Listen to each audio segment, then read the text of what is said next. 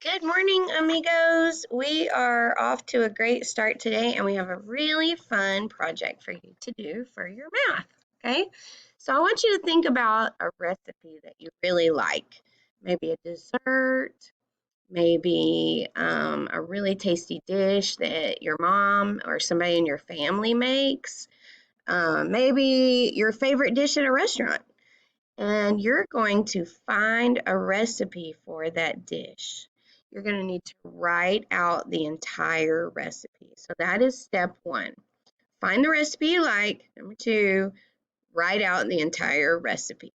Okay? Step three is to get your packet that looks like this, and you are going to flip um, back here, a few pages back, and you're going to find lab sheet 1.4, which says recipe cards. Now, we have some great recipes on here. We have a really interesting Parisian spice that would go great with desserts. We have this garam masala that would be delicious with some, as a side maybe for some other dishes. And it's a great seasoning mix. And then there's Betty's cake spices. So if you're making a cake, this would be really good. Now, I understand you may not want to add this to your actual recipe, but this is math recipe, okay? So you're going to pick one of these three to add to your own recipe. Now, you'll notice when you look at these that they have a lot of different denominators.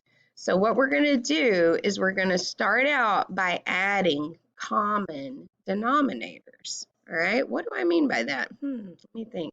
Okay, let me show you an example.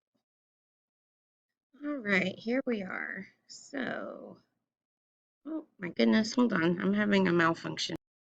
Okay, I see what I'm doing wrong here. I have my whole screen.